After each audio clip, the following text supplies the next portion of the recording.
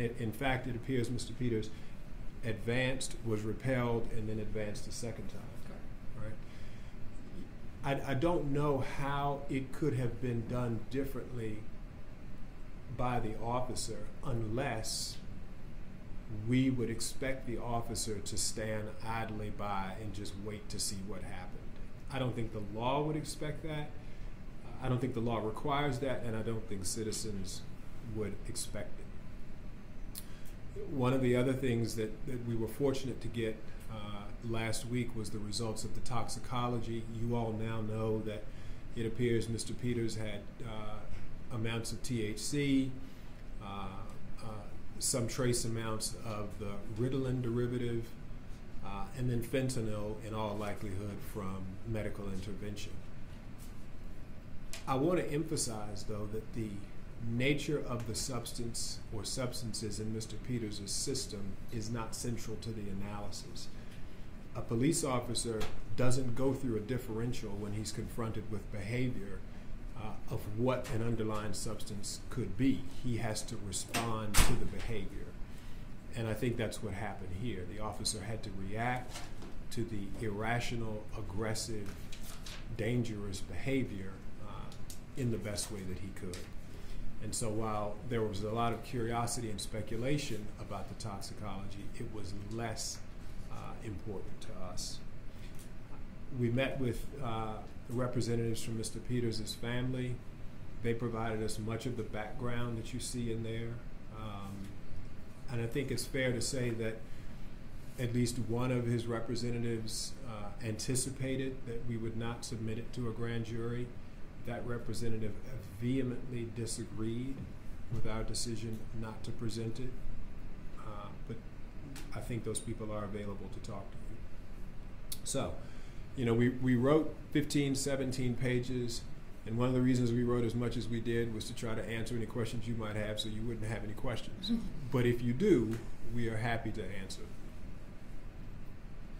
Mike, for the last month or so, we've seen the sister of Mr. Peters come into town hall meetings and make it a point that basically there was a cover-up here, there was lies being thrown out.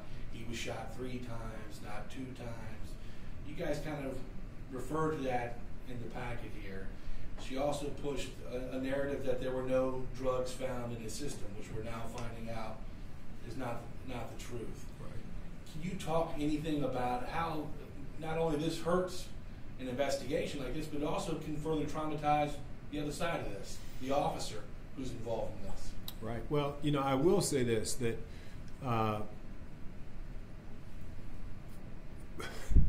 you all may find it hard to understand why, but I did not want the footage of Mr. Peters released early on.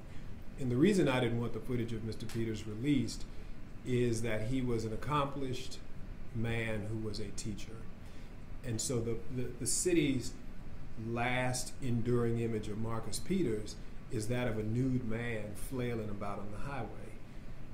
I think the police department felt it was necessary to get the footage out there because there had been so many accounts of a nude, unarmed person shot that they had to diffuse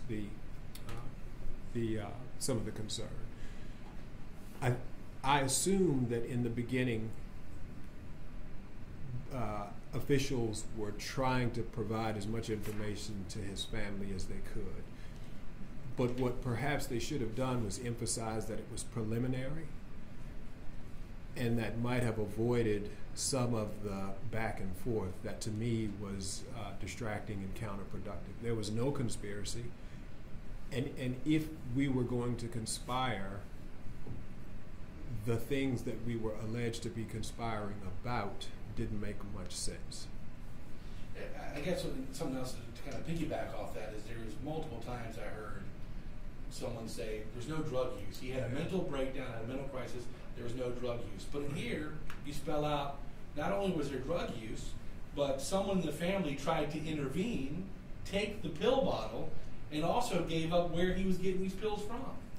Yeah, I won't say who provided which bits of information, but I think it's clear now that Mr. Peters' decline began long before the day of his death, that folks were aware that he was suffering a decline, that they were taking steps to intervene.